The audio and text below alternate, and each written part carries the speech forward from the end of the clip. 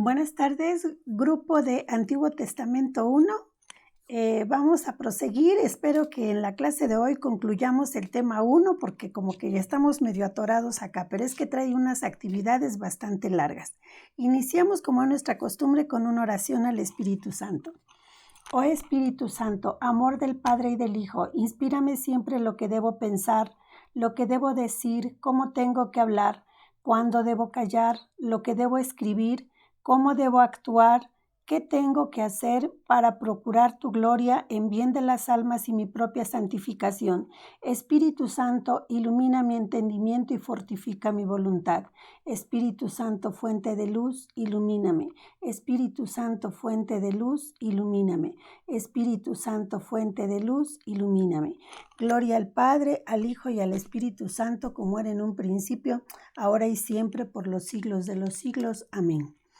Bueno, pues entonces vamos a iniciar. Se recuerdan que estamos haciendo como que un análisis muy detallado de las perícopas en donde nos va a hablar de los temas de la celebración de la Pascua judía, de cómo los libera Dios de la opresión que tenían en Egipto, la gloria de Yahvé al rescatarlo y hacerlos pasar el Mar Rojo.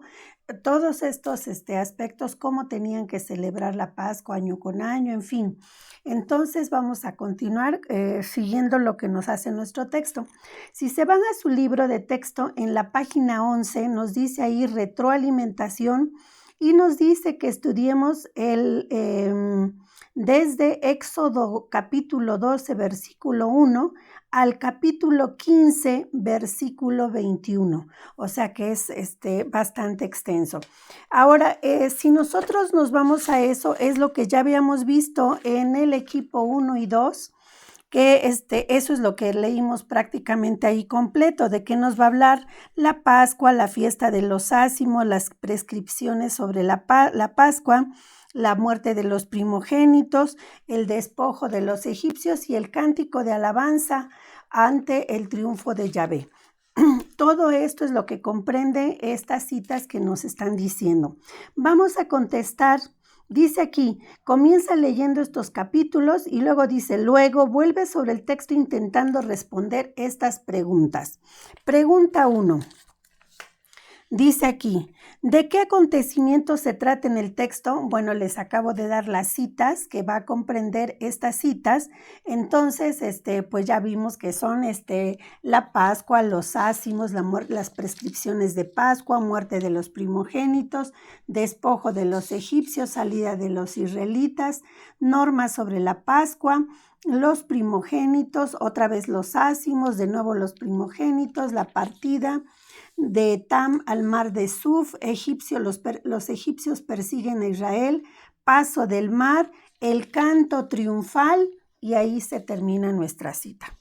Ahora ya vieron que hubo unos títulos que están como repetidos. Vamos a analizar esto. Aquí nos dice de que se presenta a lo largo de todo el texto de la misma manera, o cambia el lenguaje. Dice aquí en un lenguaje más técnico, ¿se utiliza siempre el mismo género? No, no se utiliza el mismo género. Aquí la respuesta es, se alterna indistintamente el género mandato, jurídico, litúrgico, narrativo, de canto, epopeya. Como les decía en la clase anterior, los géneros están muy mezclados acá. Y pues son bastante los géneros que utiliza. Entonces dice, intenta señalar los pasajes. La pregunta 3 dice, intenta señalar los pasajes que presentan este acontecimiento, especialmente bajo la forma de relatos de celebración litúrgica, de canto. O sea, vamos a ir mirando. Entonces yo nada más escogí algunos, no, si nos ponemos a hacer todo, pues no vamos a terminar. Dice capítulo 12, versículos 5 y del 5 al 11. Dice del 5 y el 11. 5. Escogerán un corderito sin defecto, macho, nacido en el año. ¿De qué entendemos ahí que se está dando como un mandato, verdad? Y luego dice, Comerán así, ceñidos con el cinturón, las sandalias puestas, en el 11. O sea que nos va diciendo cómo se tienen que hacer las cosas. Dice, harán recuerdo de este día año tras año y lo celebrarán, y nos sigue diciendo.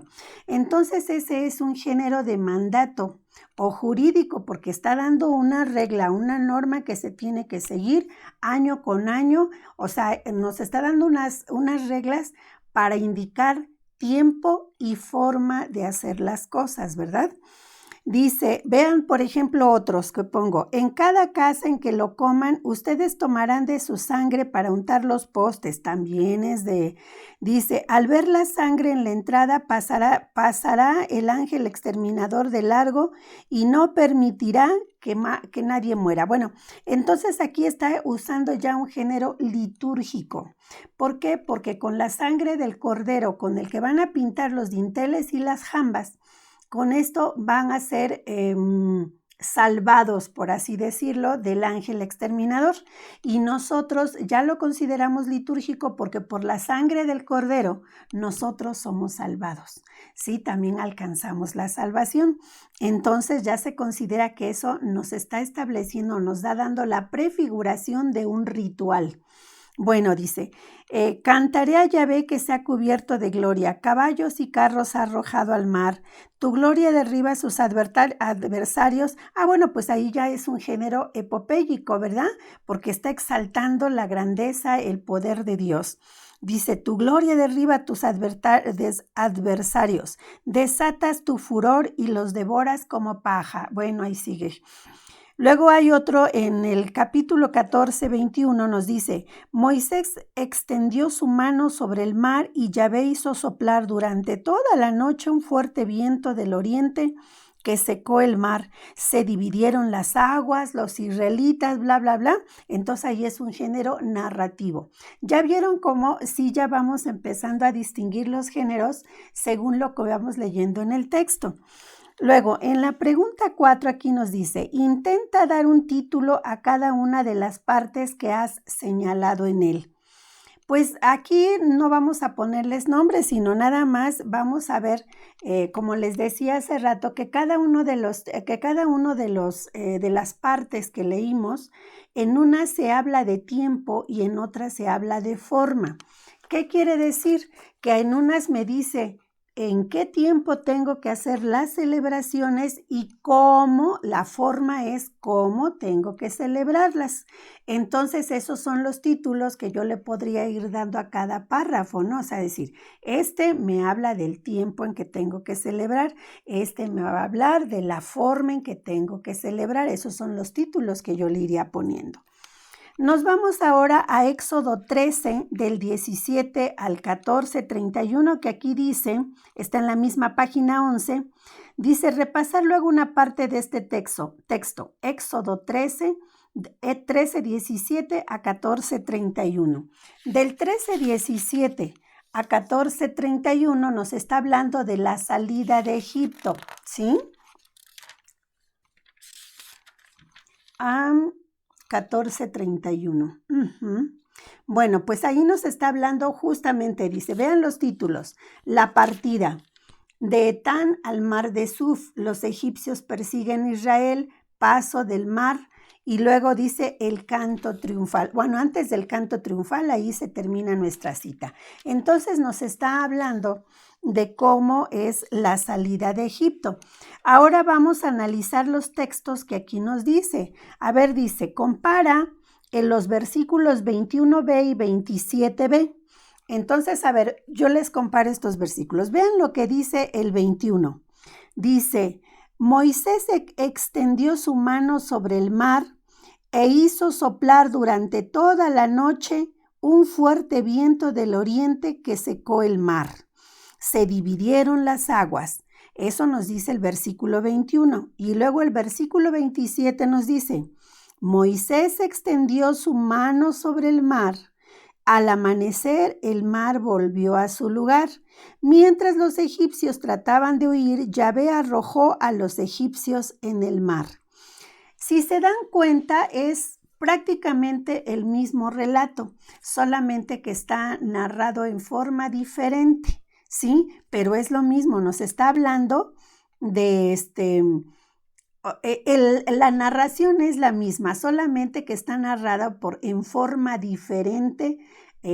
Aquí es donde empezamos a ver las tradiciones, ¿sí? La tradición sacerdotal, una tradición más sencilla, que en este caso podría ser la yavista, ¿sí? Porque, bueno, no sencilla, sino es una tradición yavista porque se va más como a exaltar la gloria de Yahvé. Bueno, vamos a ver, luego nos dice, ahora analiza el versículo 21 y del 22 al 23 y del 28 al 29. Bueno, leemos del 22, 23, 28 y 29. Vamos a ver. El 22 nos dice, los israelitas pasaron en seco por medio del mar. Las aguas les hacían de murallas a izquierda y a derecha. El 23. Los egipcios se lanzaron a perseguirlos y todo el ejército de Faraón entró en medio del mar con sus carros y caballos. El 28. Las aguas al volver cubrieron los carros y los que los montaban. Todo el ejército de Faraón que había entrado en el mar persiguiéndoles no escapó ni uno solo. En el 29. Los israelitas, en cambio, habían pasado en medio del mar. Las aguas les hacían de muralla a derecha e izquierda. Ahora miren, vamos a comparar por partes, porque acá inclusive hasta nos pone, dice 21b, compáralo con el 27b. Vean lo que dice el 21b. Yahvé hizo soplar durante toda la noche un fuerte viento del oriente que secó el mar. Ahora aquí me dice, compáralo con el 27b. Vean lo que dice el 27b. Al amanecer el mar volvió a su lugar. Entonces, vean cómo arriba como que exaltan el poder de Yahvé. Dice, Yahvé hizo soplar durante toda la noche un fuerte viento del oriente que secó el mar. Y abajo, de una manera muy, muy sencilla, que nada más me dice, al amanecer el mar volvió a su lugar, ¿sí?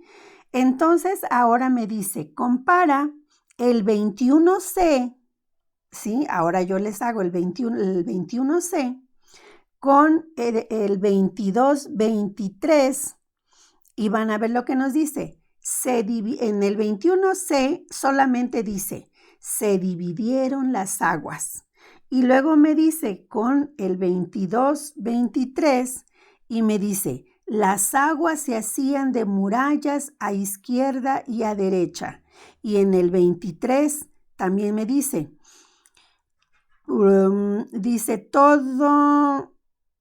el otro es con el 28 y el 29. Dice, las aguas al volver cubrieron los carros y los que los montaban. Y luego dice, todo el ejército de Faraón que había entrado en el mar persiguiéndolos, no escapó ni uno solo. Bueno, pero estábamos mirando solamente la primera parte. ¿Ya vieron qué diferencia hay entre que dice, los egipcios se lanzaron a perseguirlos? Nada más, así sencillo. Y en el otro me dice, las aguas al volver cubrieron los carros y los que las montaban. Todo el ejército de Faraón que había entrado en el mar persiguiéndolos, no escapó ni uno solo. Entonces ya vieron como uno está como que más detallado y el otro es más breve. Y también su expresión es como más sencilla, ¿verdad? Bueno, entonces ahí dice, nosotros notamos que hay dos relatos, uno más antiguo, o sea, el que está más sencillo es el relato más antiguo y el relato que está más detallado, que trata de exaltar más el poder de Yahvé, dice, es un relato sacerdotal. Entonces ya vamos mirando cómo se empiezan a manifestar las tradiciones. En el tema anterior tratamos de ver y de adentrarnos un poquito en lo que son los géneros literarios. Y en esta parte ya estamos tratando de identificar las fuentes, ¿sí? Las fuentes o las tradiciones, ¿sí? Las tradiciones más que nada. Tradición yavista, eloísta, sacerdotal y deuteronomista. Bueno, dice, la siguiente pregunta nos dice, ¿quién actúa? La pregunta 2 dice, ¿quién actúa? Entonces vemos, en el versículo 21b, actúa Yahvé. En el versículo 24 actúa Yahvé. En el versículo 25 actúa Yahvé. Pero en el versículo 16 actúa Yahvé por mediación de Moisés. En el versículo 21 igual actúa Yahvé por medio de Moisés. En el versículo 27 actúa Yahvé por medio de Moisés. Entonces, en algunos relatos, a Dios directamente le dan la persona o la narración, dice, Yahvé con brazo fuerte hizo esto, los derribó y no sé qué tanto. Yahvé sopló y abrió las aguas del mar. En cambio, en el otro dice, Moisés abrió sus manos y las aguas se abrieron un camino y se hicieron como murallas a los lados. Entonces ya vieron que nos narra lo mismo finalmente, cómo pasan los judíos, lograron pasar el Mar Rojo, pero en una me dice que Yahvé sopló en la noche y en el otro me dice que Moisés abrió sus manos. Entonces las narraciones nos van dando pie a decir, son dos escritores diferentes, ¿sí? Dice, ¿qué imágenes se usan para simbolizar la presencia de Dios? En la pregunta 3 dice, ¿qué imágenes se usan para simbolizar la presencia de Dios? En el versículo 13 y del 20 al 22 y dice, y del 14, 19, nos presentan a Dios como una columna de fuego y a veces como una nube. Dice, ¿observas diferentes estilos? Pues sí, porque en unos me presentan a Dios como persona y en otros utiliza a Moisés para desarrollar su poder, ¿verdad? Dice, a la descripción, dice, Dios actúa como un hombre en una de las descripciones. Dice, a la descripción concreta de presentar a Dios como un hombre, eso es a lo que se llamaba, que la vez pasada no pude decir la palabra bien, antropomorfismo. Esa es la palabra que se utiliza, ¿sí? Dice, en otras Dios tiene una presentación más abstracta. Por ejemplo, en el capítulo 15, versículo 7, dice, tu gloria derriba a tus adversarios. O sea, ahí está así como que más velada la imagen de Dios, tu gloria, o sea, yo nada más estoy hablando de Dios, mencionándolo de manera abstracta, dándole el nombre de gloria. Tu gloria derriba a tus adversarios, desatas tu furor y los devoras como paja. Y luego dice, en la otra está más directa porque dice, ¿quién como tú, Yahvé, entre los dioses? ¿Quién como tú, glorioso y santo, terrible en tus hazañas, autor de maravillas? Ya vieron que ahí ya le empieza a dar esa presencia más humana. Dice, las observaciones anteriores nos confirman la hipótesis de que el Pentateuco se formó con documentos de diferentes épocas que nos hablan de 4 fuentes o tradiciones que ya mencioné, yavista, eloísta, deuteronomista y sacerdotal. ¿Cuál es la yavista? Contiene, dice, a ver, estas, si ustedes ya no se recuerdan exactamente, yo les voy a dar aquí un recordatorio, pero si no, váyanse a su libro de Historia de la Salvación y ahí no me recuerdo, estamos como al principio casi no recuerdo si es el segundo o tercer tema por allí, les va a dar de una manera más detallada las tradiciones, dice, pero yo les digo acá así de manera muy general. La yavista contiene una historiografía real porque se consolida en la época de David y Salomón. Dios es llamado Yahvé. ¿Por qué dice historiografía real? Porque se dice que se desarrolló en el tiempo de los reyes, por eso es real, de los reyes David y Salomón, y en esta tradición regularmente a Dios le llaman Yahvé. En la eloísta, aquí esta tradición insiste, hace mucho hincapié en la fidelidad a las costumbres de la época de Moisés.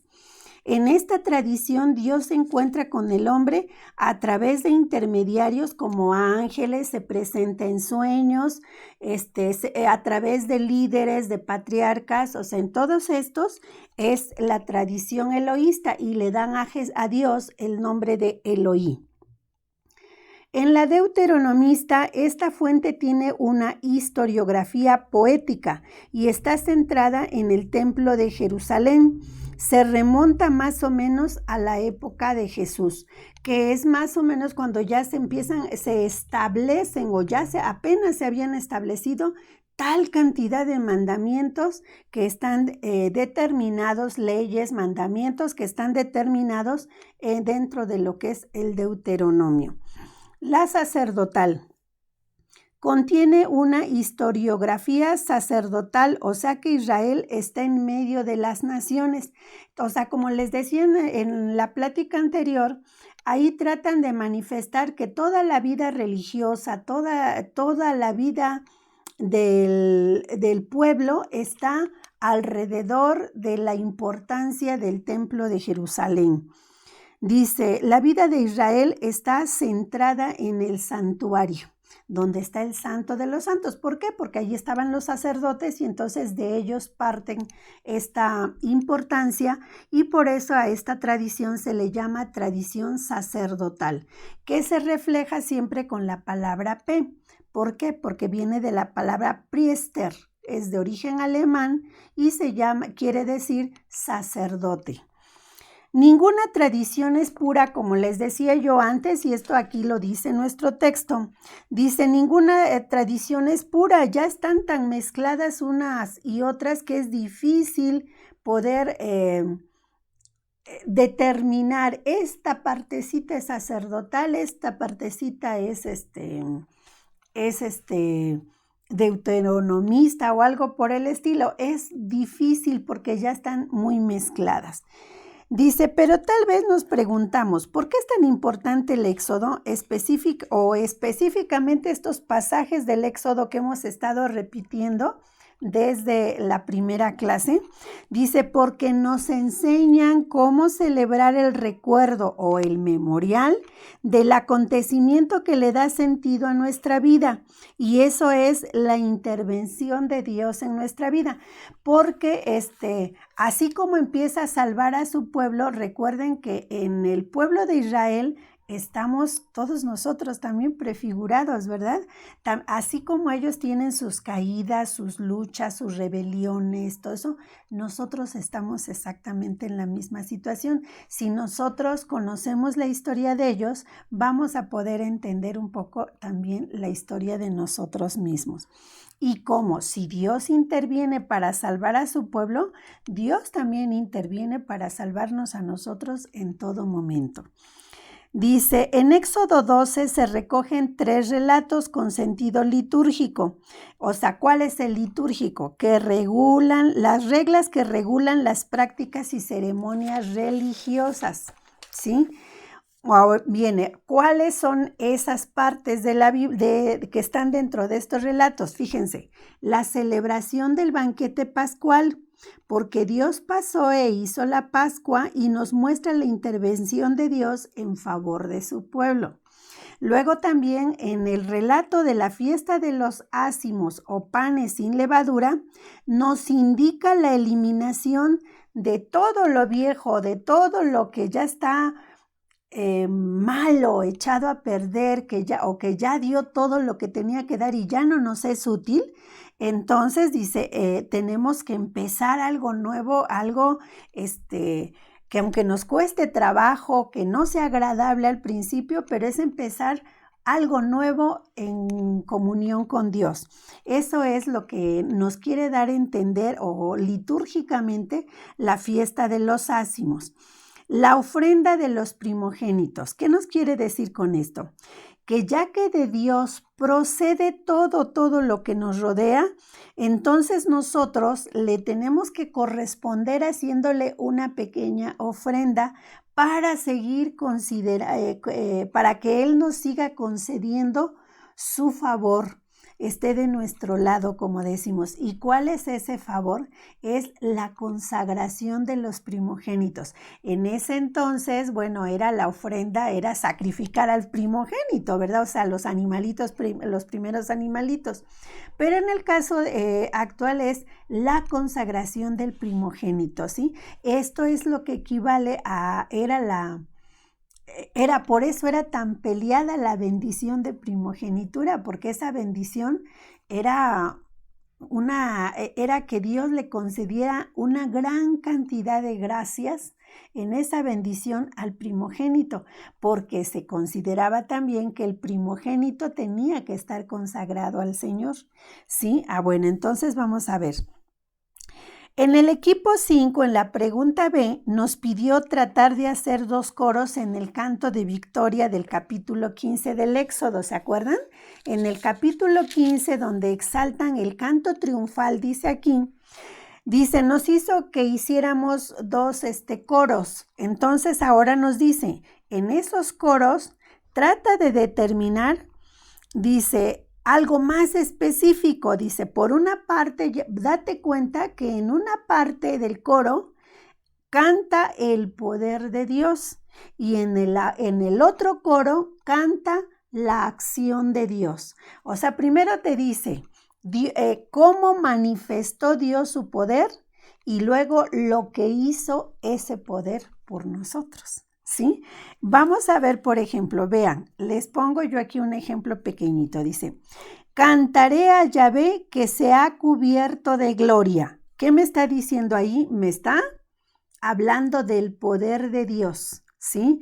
Dice, Yahvé se ha cubierto de gloria, es su poder.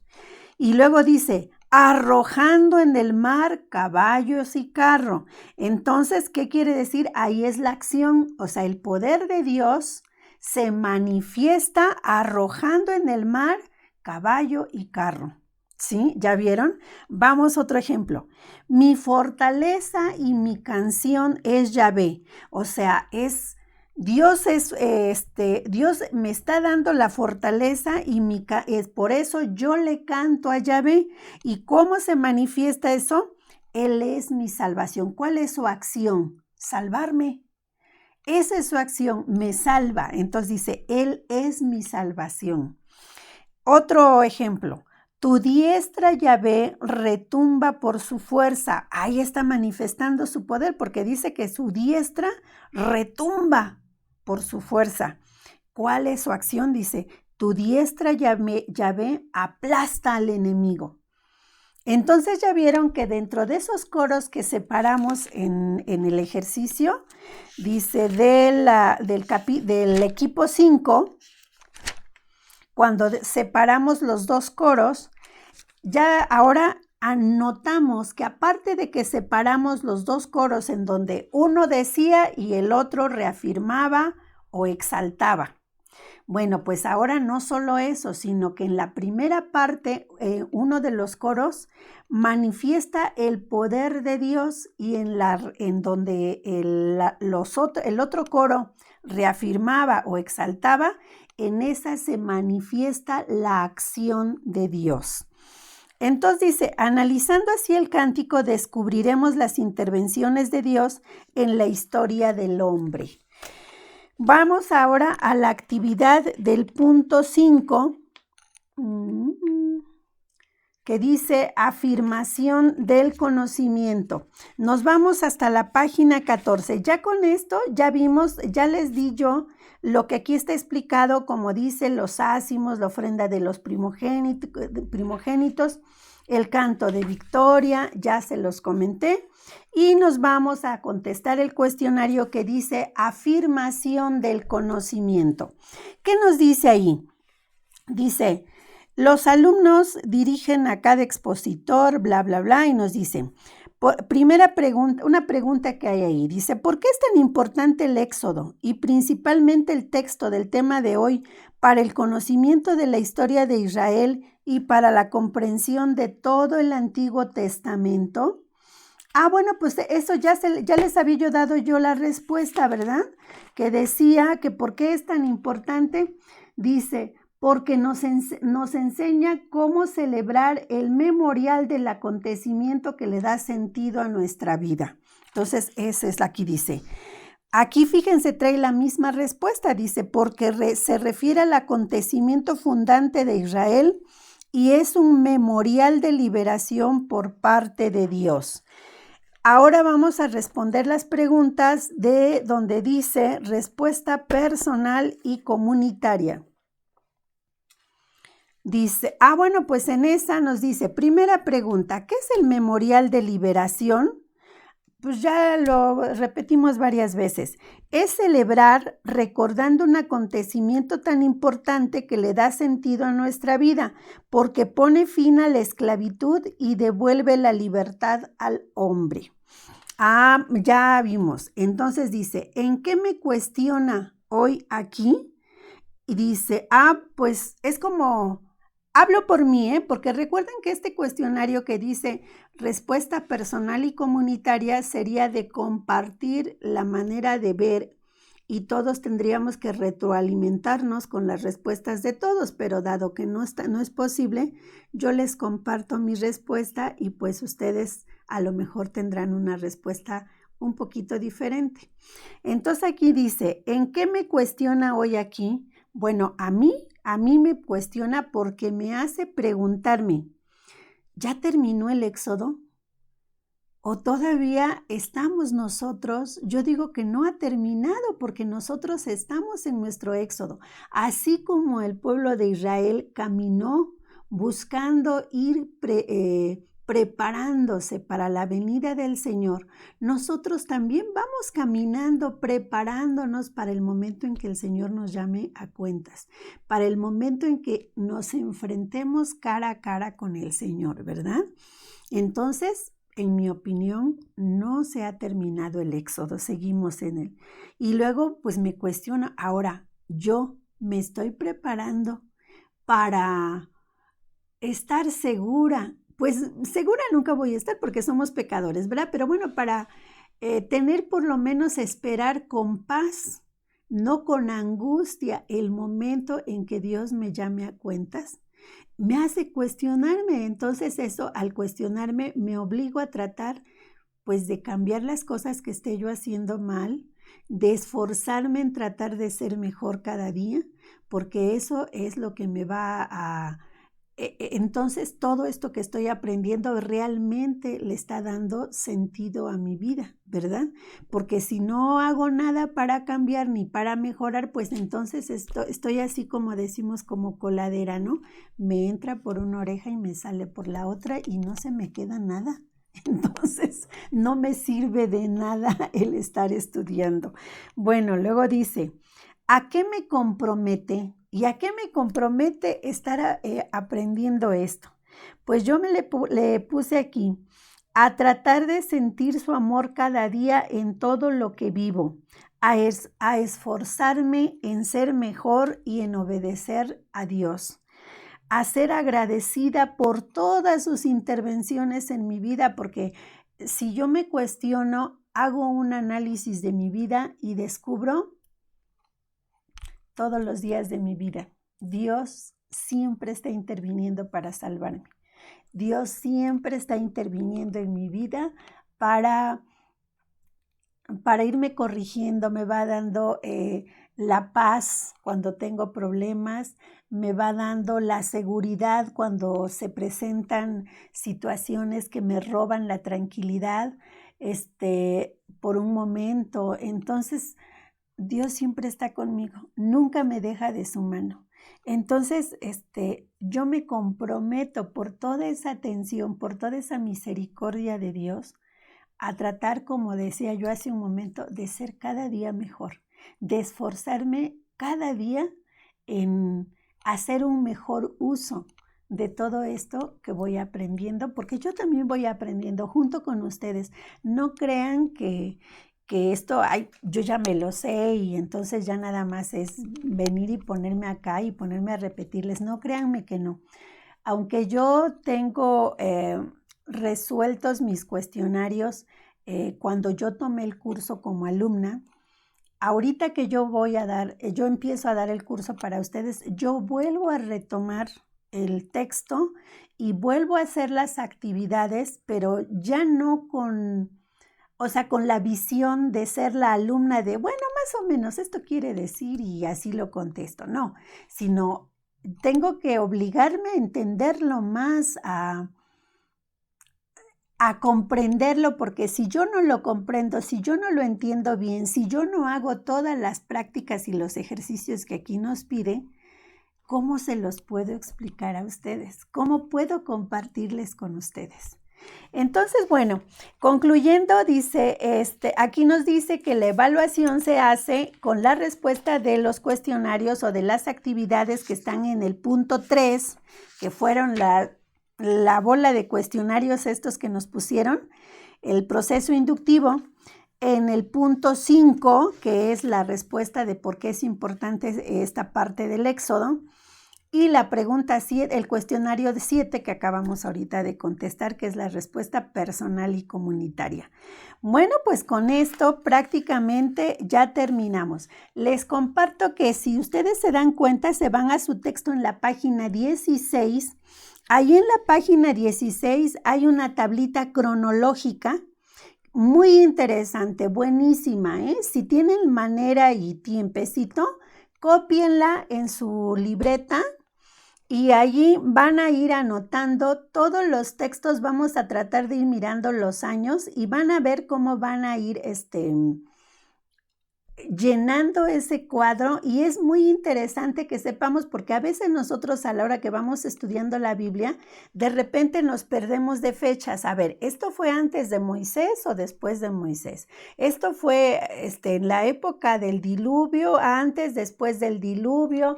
Estos personajes bíblicos, ¿dónde los coloco? O sea, entonces, si nosotros vamos mirando las fechas, esta tabla cronológica que está en la página 16 nos da una imagen más precisa de las épocas, de los personajes, de los tiempos, ¿sí?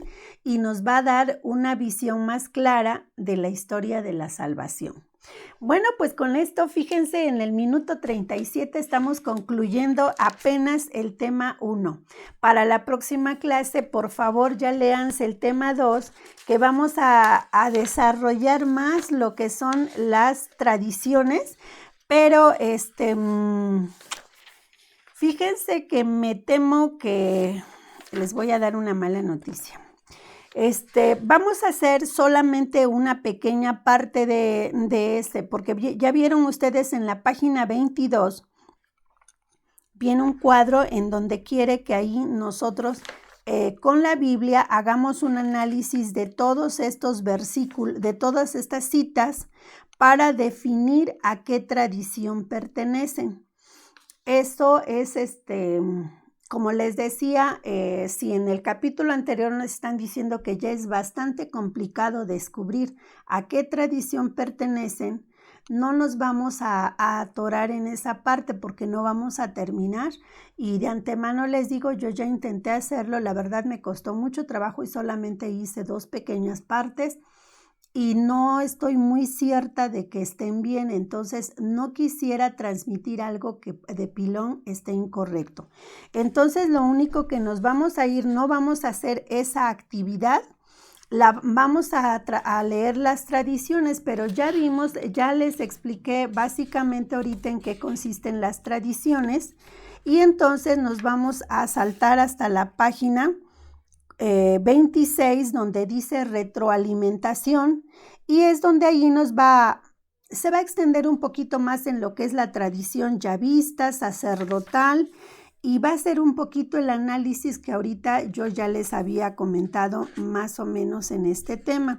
Dice las tradiciones del Pentateuco, Y bueno, vamos a ver lo que resta del tema un poquito más a detalle, pero no vamos a hacer el cuadro, o sea, la actividad que está, fíjense, inicia en la página 22 y termina en la página 26. Entonces es una parte muy extensa, nos la vamos a brincar. Ya les platiqué lo que son las 4 tradiciones y vamos a ahondar un poquito más en la próxima clase, pero nada más. Sí vamos a contestar el cuestionario de la página 33, ¿sí? 32 y 33, donde dice afirmación del conocimiento y luego donde dice la página 33, respuesta personal y comunitaria. Espero que este tema sí lo podamos ver en una sola clase y seguimos desarrollando. Espero yo en Dios grabarles esta clase próxima el día miércoles próximo, para que así nos vayamos, porque si no, ya vieron que tenemos un texto bastante gordito, ¿verdad? Bueno, entonces con esto nos despedimos con una oración a la Virgen Santísima. Traten de analizar, aunque repitan muchas veces el video, traten de contestar las actividades que ya hicimos y van a ver que les van a quedar un poquito más claras, ¿sí? Bueno, a ver. Contigo voy, Virgen pura, y en tu poder voy confiada, pues yendo de ti amparada, mi alma volverá segura. Dulce Madre, no te alejes, tu vista de mí no apartes, ven conmigo a todas partes y nunca solo nos dejes. Ya que nos proteges tanto como verdadera Madre, haz que nos bendiga el Padre, el Hijo, el Espíritu Santo. Amén. Que tengan un excelente fin de semana y nos estamos mirando acá en el próximo video.